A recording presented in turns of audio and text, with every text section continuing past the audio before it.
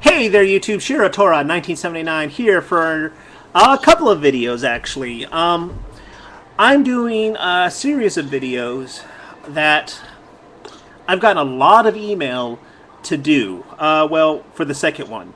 Both of them are going to be dealing with ShockofGods, Shock All Now. We all know who he is, at least most of my subscribers do. One of them is going to deal with his recent radio show because I've gotten a lot of email of people asking me to talk about it. So I'll deal with that in a different video. This one is going to be with a video that I probably had 90 to 100 people send me that Shock did, called Come Out From Among Them. Okay? In this video, he's basically trying to make the argument that Christians should not be friends with non-Christians. And I know for a fact, because some people that are subscribed to him and that correspond with him daily told me that he wants me to see this because he is directly at me in a general way. He never names me by name. Because everybody knows that I do claim non-Christians as friends. I'm not ashamed. I don't hide it. I don't hide the fact that I talk with these people. I don't hide the fact that the people in my real life, off of YouTube, I break bread with. I sit down and talk. Heck, even Tanhouse, who I disagree with a lot on a lot of his religious views. Me and him live close to each other, and we've eaten together. We've broken bread, and I hope to do again here in the near future. Wontons, actually. Okay, we broke wontons. It was at a very good Chinese, well, not very good, pretty good Chinese buffet down in Birmingham, near where I live. Anyway, but let's go ahead and get into the video. Now, real quick, one other thing. This is going to be a two-part video to this one video.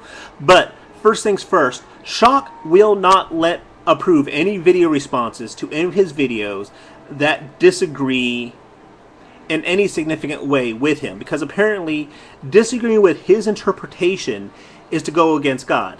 If you disagree with him, well, then you must disagree with the Bible, you must disagree with God. You know, a very non-sequencer, secure train of thought. Because I do disagree with his reading, his interpretation.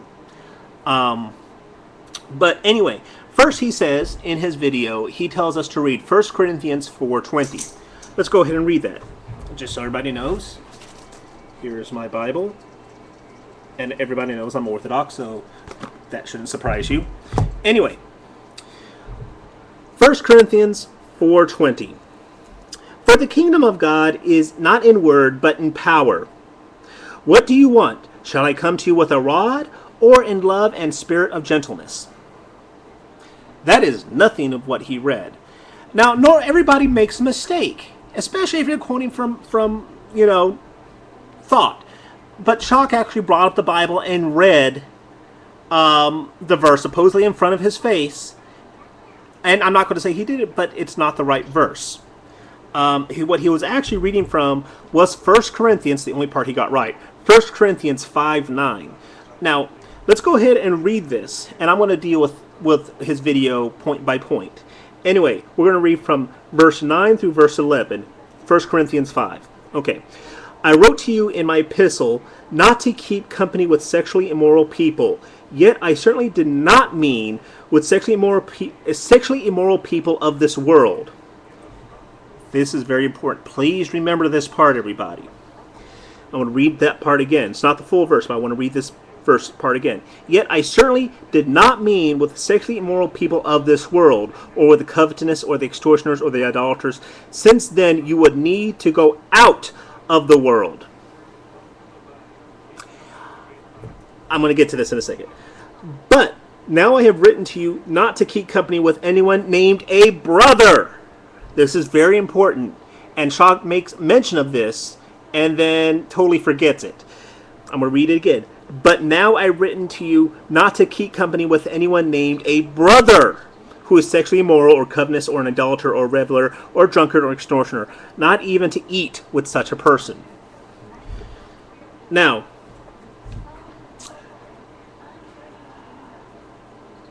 The epistle he is talking about, first off, is lost. We don't know exactly what epistle Paul is referring to, okay? There is evidence that he wrote... I'm going to read the footnote, but... excuse me. My epistle to which Paul refers is apparently lost. There is evidence Paul wrote letters which were lost and not incorporated into the New Testament canon. So, the precise epistle we're talking about, we don't find. Okay? I'm just being upfront. Anyway, I just want to make that clear.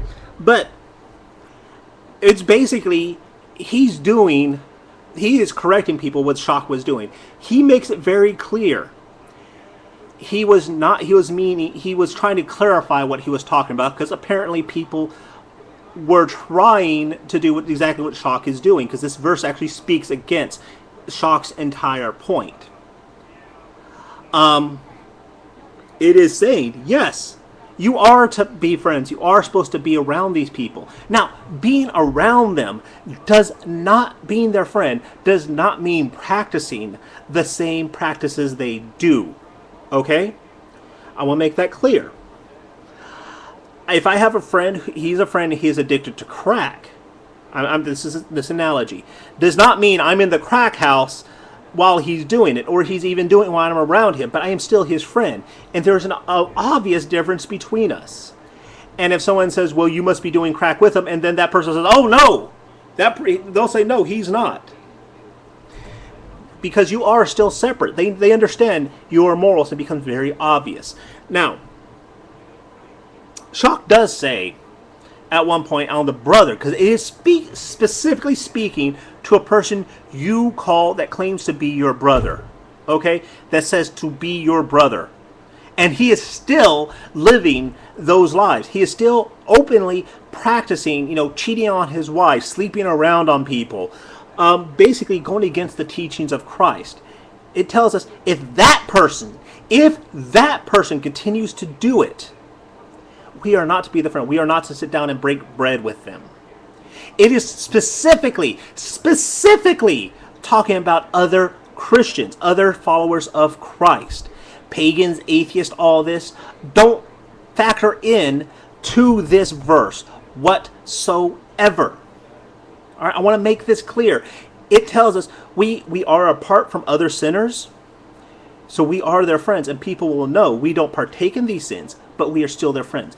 It is that entire loving others as we love ourselves, that verse where someone asks Christ, how can I go to heaven? And it says, love God with all your heart and love your neighbor as you love yourself. That's what this is playing into. I want to make that very, very, very clear. Now, let's go on and talk about, well, what if we are encountering a brother who does this? We're supposed to, not break bread with them. We're supposed to be separate from them. That doesn't mean we say, all right, this person here is not a Christian, and here's why, and, as we see in some of this other stuff. No, it's just like we separate ourselves, and they say, if they ask us about it, we be honest, but we don't call this person out. We don't go around. You know why? We are not supposed to take matters of Christians, our problems with each other, to people who don't share that same faith. And this may sound bad, but I'm not going to go to my pagan friends. I do get upset with Shock because a lot of the things he has done, and I'll cover those in my video about his little radio show. But I have never once, ever once said he is not a Christian. You can even ask a lot of my pagan friends when they say that, I says, well, no, I wouldn't say that. I do think some of his teachings are wrong. I think a lot of his teachings are wrong. But I've never said he's not a Christian. Now, I'm going to continue this on because there's a lot more I need to say. So I'm going to do part 2 here in a second. So hang on, everybody. I'll be back in a minute.